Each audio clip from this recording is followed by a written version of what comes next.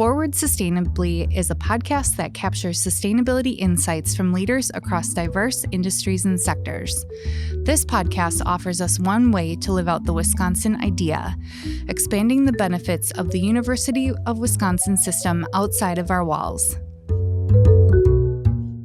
Today, we welcome Jessy Servi Ortiz into the studio for a real smorgasbord of sustainability topics. We'll talk about transitions in sustainability careers, why Wisconsin is a leader in the sustainability realm, sustainable business leaders, and even food systems.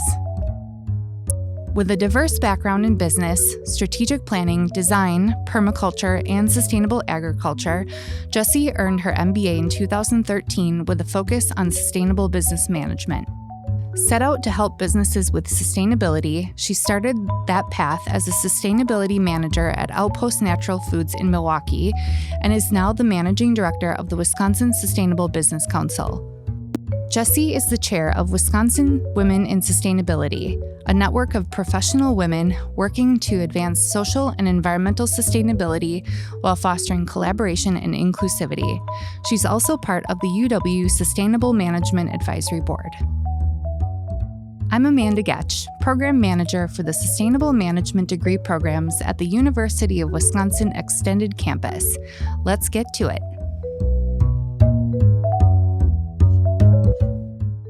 All right. Hey, Jessy, welcome to the podcast. Hi, Amanda. Thank you. Yeah, we're so happy you could be here today. Let's jump on in. And why don't you tell us a little bit about yourself and what your role in sustainability has been and what it is now? Yeah, so I see myself as sort of an orchestrator, somebody who has to be a bridge builder and connect people to what they're passionate about, but also connect them to resources. So I have had a long time passion of sustainability, and I also have parents who are entrepreneurs. So I grew up inside of business. And so business is kind of the language I learned to speak from a very young age. And sustainability is, my passion for a number of reasons. And so I sort of see myself as this bridge builder or connector between businesses and how they can become more sustainable. So as an orchestrator, I see sort of my role as having an understanding of what's going on in the marketplace, understanding trends, understanding what's working for businesses and what's not, and just helping people kind of connect the dots, connect them to education, connect them to resources, connect them to solutions or ideas or other businesses, perhaps. You said that your parents were entrepreneurs, and so you kind of grew up in that kind of pace of expectations, maybe. Yeah. So can you tell us a little bit about that and perhaps the transition into your kind of first experience as a sustainability professional? So my parents' businesses are in the construction field. My dad had a underground sewer and water business, which he retired from last year, and my mom owned dump trucks. So underground, outside construction, and I grew up on the construction field, pretty much spent my summers and free time in between jobs working for my parents growing up. And my dad is a true entrepreneur, like work never stopped. So at our dinner table, business was, the topic of conversation.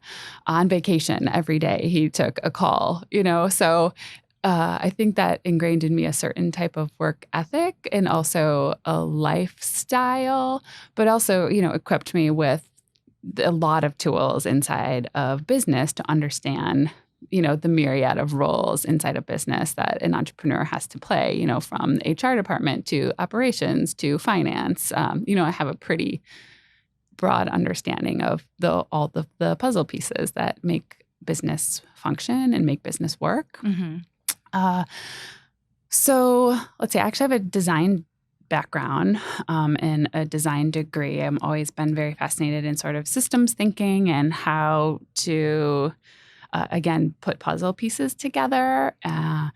And I moved back to Wisconsin in 2010, got my MBA focused on sustainable business. And at that time, I was working for my dad, doing project management. And I was getting my MBA, and I didn't have an outlet for my passion. And so I was working with Victory Garden Initiative in Milwaukee, and the past executive director, Gretchen Mead, and I had co-developed what's called the Food Leader Program. And so it was actually Gretchen who reached out to me to say, hey, Outpost is hiring a sustainability manager. And so my goal going back to graduate school and earning my MBA was to consult businesses on sustainability. Like I knew that is what my future was. And when I read the job description, it was like, Jessy, this job is you. It had the combination of my food system, sustainable agriculture, design background. At the time, Outpost was building their 4th store, and they were just in the design phase. And so, I had that sort of project construction management with the sustainability lens.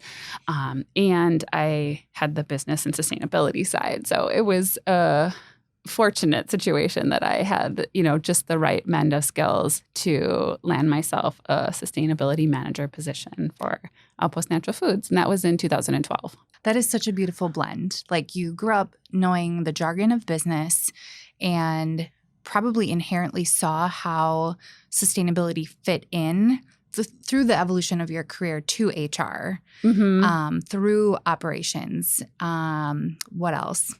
Finance, everything that you can find in a typical business. Sustainability is a lens to use to do that better. And then taking your design background and your passion for creating a better world, you found this position at Outpost. And for those who don't know what Outpost is, can you describe a little bit about that organization, I'll call it? Yeah. So Outpost Natural Foods is a Milwaukee co-op. So it's a consumer co-op, but it's food retail. So it's a grocery store. So they have 4 stores, market cafe, and catering division. And then there's also kind of a manufacturing component in terms of food processing because they have a central kitchen that processes a ton of food for all of their stores and for other retail and wholesale outlets. So kind of a little mix of food processing and then the retail grocery. Okay. And I'm thinking back to all of the times that you and I have been able to collaborate, and as when I was working in the manufacturing industry as a sustainability manager, you were working at the co-op, and we shared a lot of best practices about energy usage, energy efficiency, waste reduction, water reduction, all of those things. So from my experience, I know not every day is the same in the life of a sustainability professional, but if you had to create a summary of what your role was at Outpost and the projects that you worked on, how would you do that?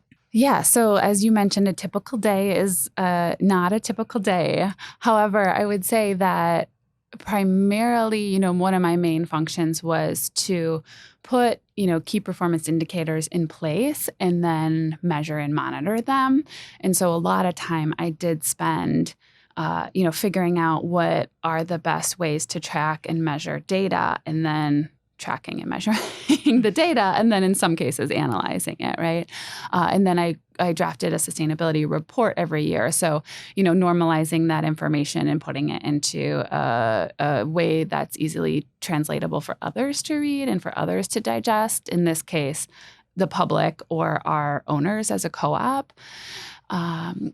One of the things I love about sustainability positions, and especially my role at Outpost, is that it's a ton of collaboration because sustainability doesn't work, right, as a function of one department in an organization. So I got to spend a lot of time sort of collaborating with all of the departments to figure out how sustainability could and should be utilized, from their lens within their department, across the organization.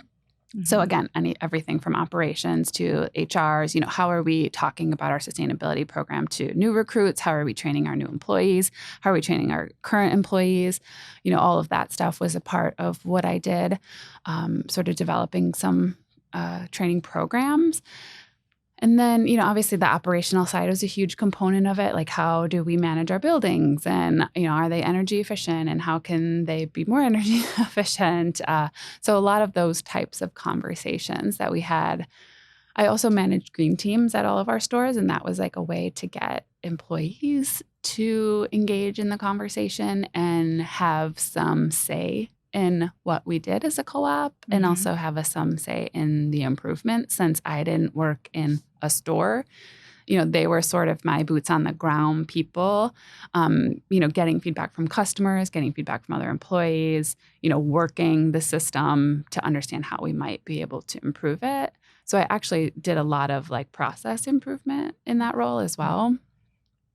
Very cool. Yeah. And when I think of a food cooperative, I think of the one that I belong to here in Madison is the Willy Street Co-op. And maybe a lot of people will agree that when you think of a co-op, you think of inherent sustainability. You think most of the food is organic. Hopefully it's locally produced. Hopefully the co-op is running in as much of a sustainable manner as possible. Did you interact with your consumer base to see what they were looking for as far as sustainability attributes of where they're shopping? And did you see that change at all, like consumer expectations in the food industry during your time at Outpost? I did, absolutely. I think when I was first hired in 2012, there was a lot of what we would call core shoppers or core owners that were like, yay, the co-op's been doing great at this, but now they can do better. And so there was a lot of positive feedback. In the 6 years that I was there, I saw more and more so we had an online way of what is it called? Like a CRM, a system for feedback. So if a customer had a comment, a suggestion, they would, somebody essentially would enter that into a system, and then it would get sent to me and I would respond, or they could do it online. And so I would say in the last 2 years, the awareness of consumers around things like packaging and plastic use, I think those are the biggest ones. Yes, as a co-op, as a natural foods co-op, we sort of helped mold the organic industry, right, until that became mainstream. So there was this huge shift in like the early 2000s to include local and regional food in addition to organic food, which in some cases saw our organic numbers drop because not all local food produced is organic. And I mean, we are an agriculture state, so that's a benefit to us. But a lot of farmers were not seeing the benefits of getting the certification. So, we had systems in place that could sort of say that where they could prove that they had been farming sustainably, but that they might not be organically certified. So I saw a shift in sort of awareness there as well. And then even just the questions that you got about products being fair trade or where they come from, trying to think of a good example, hazelnuts. Hazelnuts aren't grown on a large scale in the United States. And so our hazelnut source is overseas. And so people get upset about that. But it's like, well, if you want hazelnuts, this is where they're grown. So your choice would be to maybe not eat another nut. That's, Consumer expectations. Yes, it's difficult to temper those sometimes when people want that convenience. But at the same time, it's really a great example of consumer education too. So that's really exciting to hear that has been transforming. On the other end, Can you talk a little bit about your supply chain and value chain, and maybe a little bit about how you saw that change too? Yeah. So I'd say one of the big changes that I saw in my time there was, and this probably had been happening historically, but because of the shift to more focus on local and regional food, a lot of the local and regional food vendors were growing, which was a great thing. However, once you get to a certain business size and capacity, they're no longer a mom and pop shop, right? So either so instead of delivering directly to our store, they might go through a region or go through a distributor, which then isn't so local and regional, or it might be, but in the case of, it might add some, carbon footprint or transportation to the footprint of the food, because instead of going from Mequon to Mequon, it might go from Mequon down to Racine to, NFI warehouse back to Mequon. So it's just because as businesses grow, they don't have the capacity to manage those things, and then they would outsource it. Or we would see small mom and pop shops get bought up by larger vendors. I mean, that has been a huge trend that we saw. Mm-hmm. I mean, I think most people know of the Ben and Jerry's, right, story, mm-hmm. Being bought out and whatnot. And so that kind of thing just happened. I mean, Nature's Path is another example of a Wisconsin-based business that, got bought out by a larger food conglomerate. Yeah, we think of these pioneers in the food and beverage industry and even consumer products. Mm-hmm. I'm just thinking of one of our favorite breweries, Dogfish Head, out on the East Coast. Mm-hmm. They do a lot of really cool, innovative things, and they were recently bought out too. And I think for people who follow their favorite brands that stand for something, especially in sustainability, and then those companies make a transition into a larger organization, mm-hmm. sometimes I think consumers are concerned that value or the values of sustainability might be lost. But did you see that ever happen, or are those values kind of part of the contract they carry on? I think it depends on the company. So Annie's is a good example of a brand that got bought out by General Mills.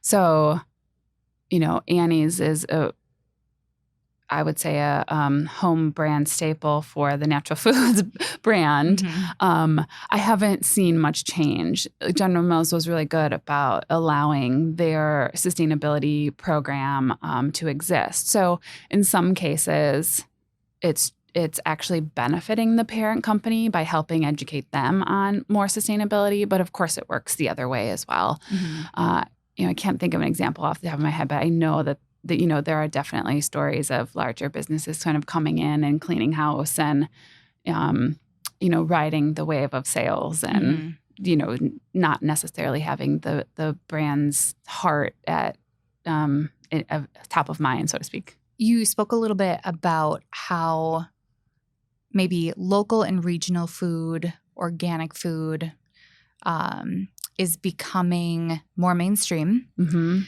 And so when you think about that, how do you see the influence of the Walmarts or now the Amazons who have mm-hmm. Whole Foods? How are examples like that in the marketplace influencing smaller co-ops like yours? It's a double-edged sword, right? We want convenience these days, and that comes at a price. It's definitely hurting the smaller mom and pop shops and the co-ops nationwide.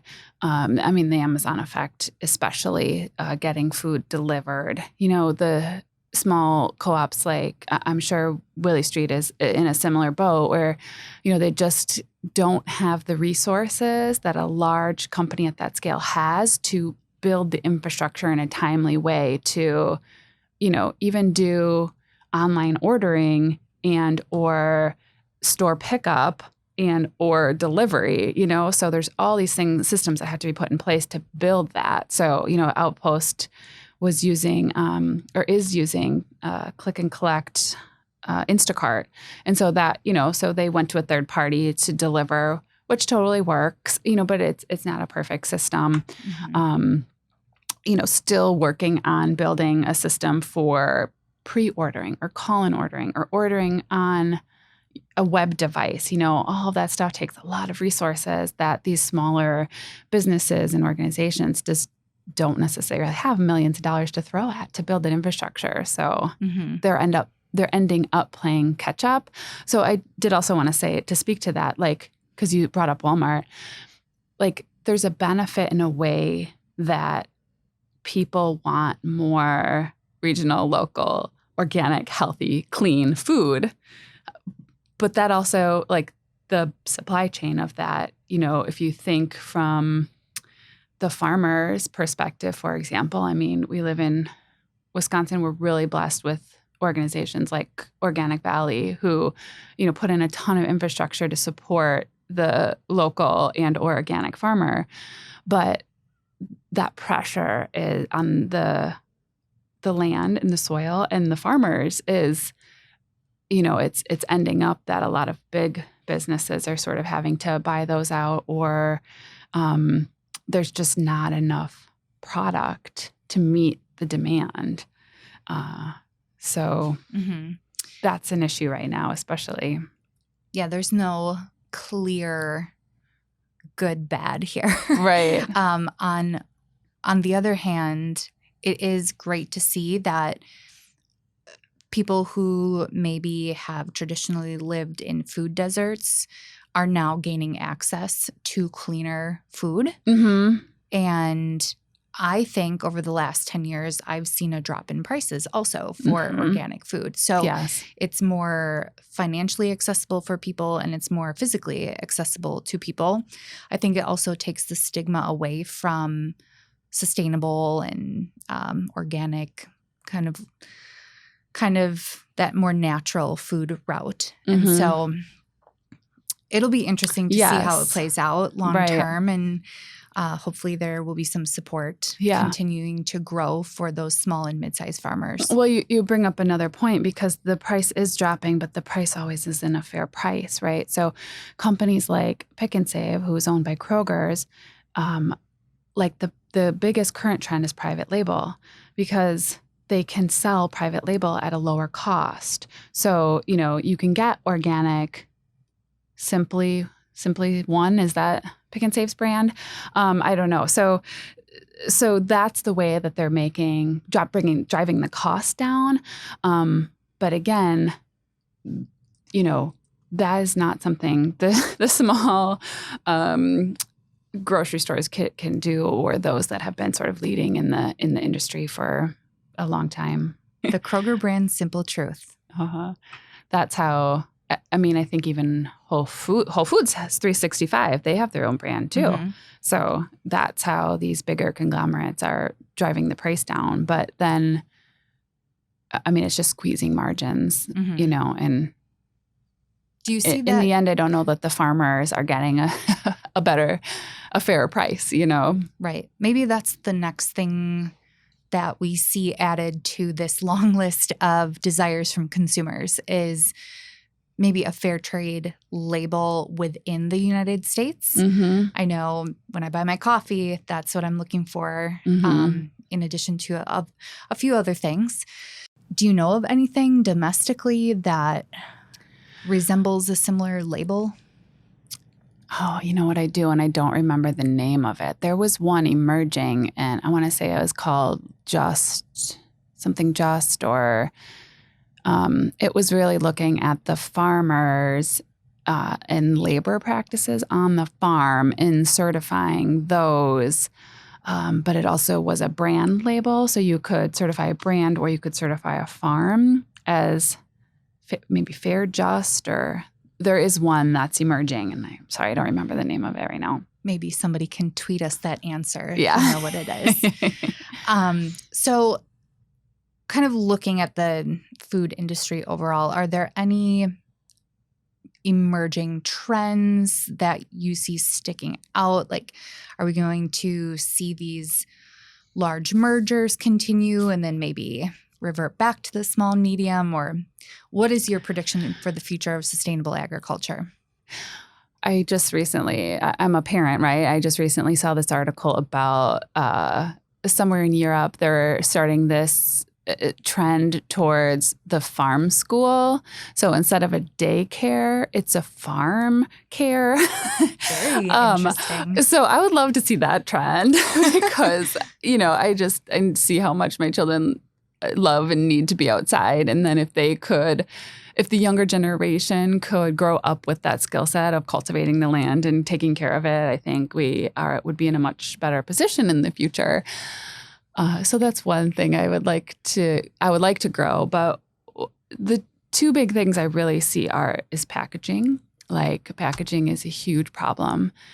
And it's a really complex and really challenging issue. And for people who aren't aware, like all the compostable packaging that's made with certain products right now is just coming out to studies that are saying they're carcinogenic. So are you talking about the PFAS, the polyfluoroalkyl substances, which we're talking about a lot here in Wisconsin right now? Yes. Okay. I did see that kind of on, we all look for the beautiful brown compostable to-go containers at our favorite burrito joint. And recently, I think I saw an article that said you think that this is a sustainable or sustainably produced product, but a lot of them are coated with the PFAS chemicals. So there's a human health implication there instead of an environmental, made with a renewable resource, but might come at a cost to human health. And these are the things that we're constantly juggling inside of sustainability, like which is less bad. It's not which is better, and it's kind of sad that that's the state of affairs, but that's really where we're at. And so packaging is a huge challenge. I mean, it's plastic everywhere you look inside of the food pack, getting food to the consumer safely and without spoiling and without contamination. All of that is mainly relied on plastic. And so, somehow that needs to be addressed. I'm reading a lot about biomimicry right now. And so it'll be interesting to see how product manufacturers across all of the different consumer products that are available start to not only integrate elements of sustainability to their product, but really look to natural systems to solve some of these problems that we're facing. Absolutely. And I mean, I think that's what they did when they built or designed the brown, pretty compostable packaging. But of course, we don't always know the effects of, our actions until things are in the market and being tested for a length of time. So building that testing in is important as well.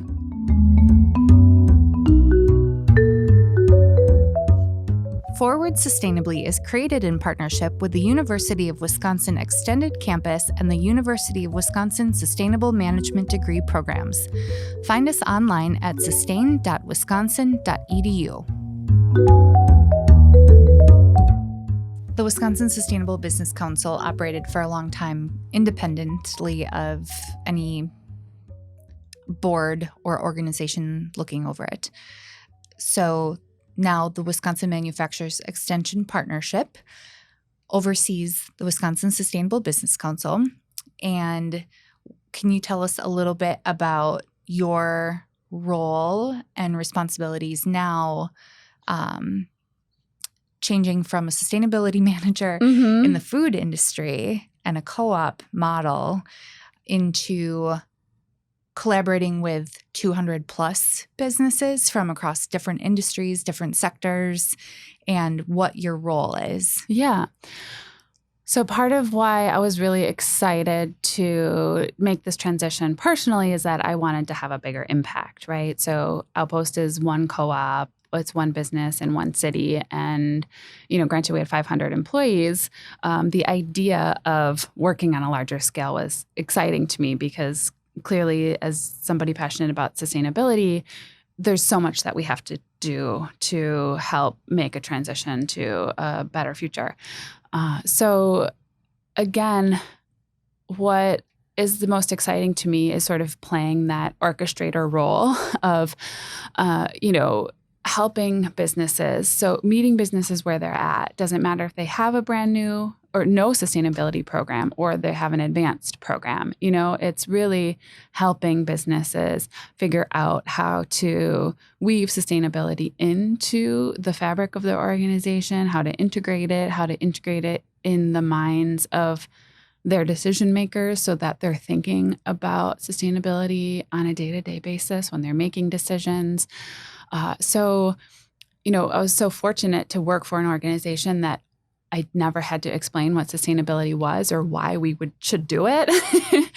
And so, now again, I don't want to have to convince anybody that this is what they should be doing. But there are so many businesses out there realizing that this is important or that it affects their workforce or it affects their product or it affects the future of their business. And, it is an opportunity. It's our greatest challenge as humans right now, but it's also a ginormous opportunity. And so I'm super excited to be helping lots of businesses, statewide to sort of, understand what it means for their business. And you're seeing businesses, small, medium, large, all at different points of this sustainability evolution, right? Yeah, absolutely. I mean, honestly, what the council has seen historically is that the large businesses participate and the small businesses participate. And it's the small businesses that have, an owner or a main driver inside their organization that understands or the value of sustainability or cares about it personally, and so therefore they can direct it inside the organization. And then the large businesses are, they have investor pressure or they have market pressure or they have employee pressure or, they are at it for a variety of other differences. There's this huge opportunity in the middle with small to medium-sized businesses that maybe are just starting to think about it, maybe have never thought about it before, but, they're like, okay, what is this sustainability stuff? And, this is coming up just interestingly enough. I just had this conversation with somebody like, why does Wisconsin care about this or why should we care about this? And, it's interesting to me because I grew up in a really conservative household and it's like conservation is the old word for sustainability, and it's like so many businesses that sustainability rubs them the wrong way right now. It's like if you look back at their history and you look back at, who they are and the values they've built their company on, they're really similar. They're sustainability. They just never called it that, and it's like, or the mom and pa shop that built themselves up by caring about their workers, Hello, that's social sustainability. They just don't call it that, So I think in a way, Wisconsin, we have a wealth of natural resources. We have, a hardworking, values-based culture. We have people who enjoy outdoor recreation in a variety of ways. And we have a long history of conservation movements. We've got Aldo Leopold, we have John Muir, all coming from the Badger State. Mm-hmm. And so it's familiar to us, I think, and that stands out as something unique to Wisconsin and maybe even more so the Midwest when you compare it to other areas. Mm-hmm. But let's still give it the recognition it deserves. Yes, exactly. Yes. And that's something, in the sustainability realm, some people like to discuss the exact definition. Yes. And for me, I've always thought if we're working to create a healthy environment, a just society, and prosperity for all stakeholders, let's try to move toward that vision. Mm-hmm. And let's not spend a lot of time discussing the definition. Let's just keep working. I have a similar pitch around climate change. It's like I don't want to have conversations about why it's happening. I just want to have conversations about what we're going to do about it. Because if you want to deny it's happening, fine. But, I'm going to move on to the solutions. There's no point in me personally spending my time arguing with somebody about how or why this is happening. So many of the solutions to our sustainability, quote unquote, challenges are really opportunities to do things better. Yeah, absolutely. So that's why this is such a cool field to get into. No matter where you are in an industry, a sector, a job position, looking through the way you do things in a sustainability lens can help you achieve greater success. Absolutely. So talking about success, can you give us some examples when people think of sustainability hotspots? Maybe they think of California or the East Coast, and hopefully people put Wisconsin in that leaderboard as well. But can you highlight some of the Wisconsin businesses that are leading the way with their sustainability initiatives? Yeah, absolutely. Well, there are a lot to talk about, which is very exciting. I think one example I love to give people, which hopefully is a commonplace, is Kohler Company, because it's a household brand name. If you live in Wisconsin, you've sat on a Kohler toilet or washed your hands in a Kohler sink. So it's a very familiar brand. But Kohler, being a private company, has had the opportunity to really turn inward and figure out what sustainability meant for them. And once they did that and they defined it and understood it both as an opportunity and a responsibility, they just hit the ground running on all levels with their products and process and manufacturing and people and engagement. And there's a ton of examples inside of Kohler.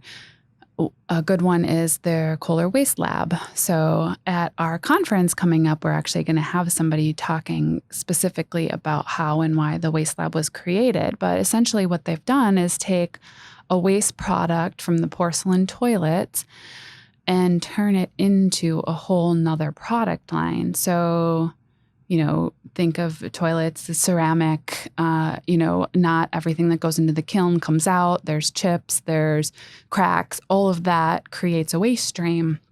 And what they've done is they've captured that waste stream and turned it into a whole new product. So when you talk about circular economy or the concept of circularity, this is a really great example of a business that's turning their waste stream not only into a resource, but a revenue generating, brand within their company. Doing business better. Doing business better. Smarter. Absolutely. Yeah. Another example in a different industry is just the energy companies that we have in Wisconsin. Alliant Energy, MG&E. These are companies who have been caring about sustainability from a resiliency standpoint, from a energy efficiency reduction standpoint for a really long time. And the things that some of the energy companies are doing in Wisconsin is really have some great stories to tell as well. Can you pick out any leaders who might be in like the medium or small size category? So General Plastics is a manufacturer in the north side of Milwaukee. They sort of came to the sustainability journey through their request from a customer to get ISO certified. And that ISO certification process kind of opened their eyes to a lot of possibilities. So they're a small-ish, medium-sized manufacturer of plastic. And, they saw the opportunity and have since really embraced sustainability. So, I toured their plant kind of recently, and some of the small things they were doing, for example, for their workforce is just, transforming the workstations. So they got feedback from all their workers on what they wanted, and, working with plastic is hot. So they have fans at every station. They have water things at every station. They do like the 5S visual management stuff so that everything has its place, which saves time and is efficient. So it's a win-win from the employer standpoint, the employee on the floor, as well as the employer standpoint. Another good example is just the energy efficiency. Obviously, manufacturing a hot product, it consumes a lot of energy. So some of the things that they've done to meter at a machine has helped in some of that energy reduction overall. So it sounds like that customer request was a key driver Mm-hmm. in being a catalyst to integrating sustainability. Mm-hmm. And it is interesting to see that a lot of companies do start off with that ISO compliance, so the International Standard of Organizations. And the one that I'm most familiar with is the 14001, so the Environmental Management System development. I know in the last few years, there's been more of a standard created around social governance Mm-hmm. and energy specifically. So it's really fun to hear about how these companies that are so diverse from each other are finding their way into the sustainability realm. Mm-hmm. So let's pivot a little bit. Mm-hmm. And can you share with our listeners some of the tools available on the market for companies looking to integrate sustainability into what they do? You know, of course, naturally, I want to point people to our resources. It's a great resource. Yeah. So the Wisconsin Sustainable Business Council has a couple of key resources. So one is the Green Masters program, which is a self-assessment. It's a recognition and a certification tool for businesses that measures across 9 areas in sustainability. And it's not only a great program, so you get points based on actions that you're taking inside your business, and those points are scored based on the impact that the action has and the effort it takes for a business to implement them. But that is a tremendous tool for businesses wondering, where should I start? What can I do? What are the things that might make sense for my business? To just look at the program and look at the questions. So if you're struggling with workforce, look at the workforce section and see the different things that might be an option for you to do, like, incentivize taking public transportation, for example. So do you want to touch on a little bit the concept of a B Corp and how that is maybe on the further end of the spectrum, or like the really high standard of sustainability?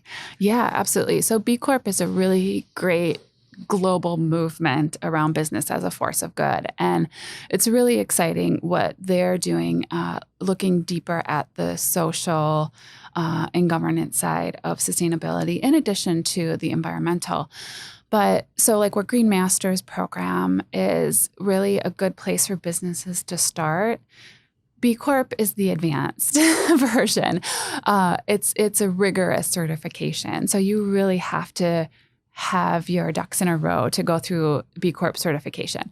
But there's a certification, so benefit corporation certification. You can get certified. So you pay B Corp to certify your business as a business for force of good, and they have a scale in which they're measuring, and they have a really rigorous audit process. And then there's also a benefit corporation incorporation. So businesses in most states, not all states, can become what's called a benefit corporation. So they're agreeing to a constitution, so to speak, that their business is going to benefit more than just the pocketbook of the stakeholders or the shareholders, that it has a bigger purpose and a bigger mission in the world than just the finance. So looking at the triple bottom line. We recently saw the Business Council come out with their commitment to not only shareholder satisfaction, but general stakeholder satisfaction. And so I think even the concept of a B Corp and a benefit corp, that concept is expanding to the mainstream. And at least we're talking about it. Mm-hmm. Maybe we're not quite sure how we get there yet, but it's being talked about now. Absolutely. Almost as a standard expectation for operation, which is awesome. Modern day, government's not going to do it.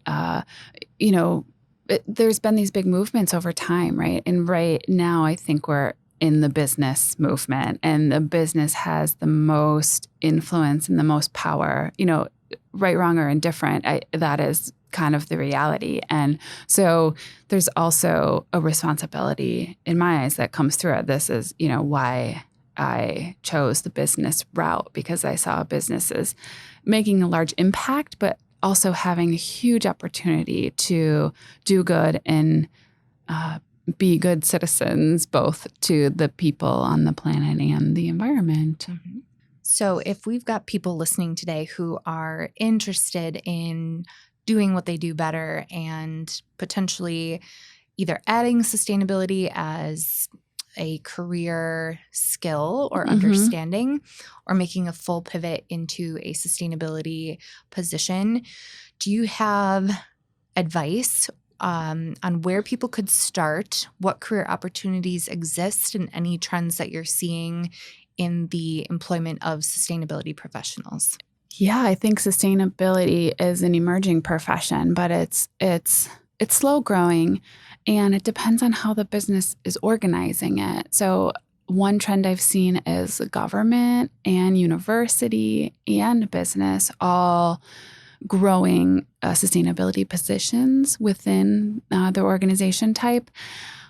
What I would tell people is focus on your strengths. Sustainability positions as a job title might be hard to find, but be creative, right? Like, you can work for any organization in any position and weave sustainability into it. You really can. And a lot of times that's the most exciting place to start, because if you can bring sustainability to an organization in a position that might not have been thinking about it, you most likely have an opportunity to grow your own job or influence the program in your own way.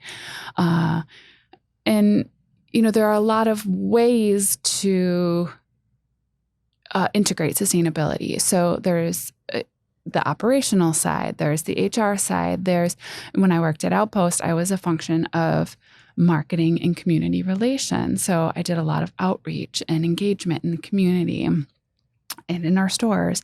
So, if you're a person that likes to be in front of people, talk about it all day, every day, as much as you can, and just see what opportunities are out there. And don't be so fixated on working in a sustainability position. Focus on bringing sustainability to a position that you're excited about, that meets your skill set, but also for an organization that is open to the conversation of sustainability, which more than people realize they really are these days. That's really great advice. And you had brought up kind of government and municipalities. And I want to take this opportunity to give a big shout out to one of our undergraduate graduates, Stacey Reese, who recently became the city of Madison's first sustainability coordinator. So she took her strengths of knowing that inside and out, and now is making tremendous change within the city. And I think I have seen a rise in opportunities to work in those types of positions in local government. Yep, absolutely. Governments across the states are opening positions for a sustainability coordinator or a sustainability analysts, or, again, it's focus on your skills. If you're a data person, take data and figure out how to use it for impacts and sustainability. Like, there's a huge untapped market for that. So you can weave sustainability into a lot of job positions. Definitely. Well, as we begin to wrap up here, let's think about the future. And can you share with us what the future looks like to you and any words of wisdom you'd like to offer? Well, I'm sort of blessed to be an optimist. I can get stuck in the state of affairs, but the future for me is one in which, businesses recognize that they have the power to transform culture, the power to transform industry, the power to transform our planet, really, right? Like the way that we use resources right now is not working. And if we don't realize that that's finite and it's not going to be around forever, then, we're in trouble. But the truth is that people like you and me and your listeners are the ones that are making a difference and will make a difference.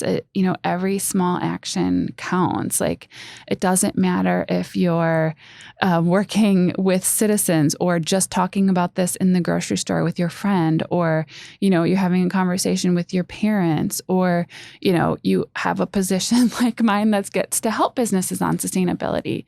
Everything all of us are doing make a difference and matter. So remind yourself that the small actions add up and that they do matter. And it's okay to start over. If you make a mistake and buy plastic or accidentally put it in the garbage or whatever, just forgive yourself and move on and know you can do better tomorrow.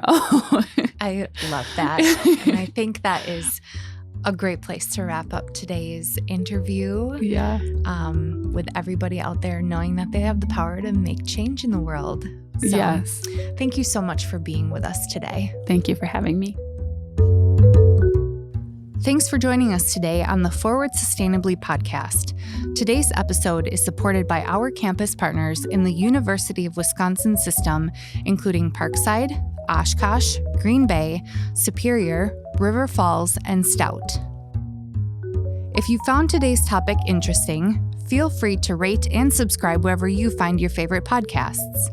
If you have comments, questions, or recommendations for future shows, contact us at forwardsustainably@uwex.edu and make sure to find us online at sustain.wisconsin.edu.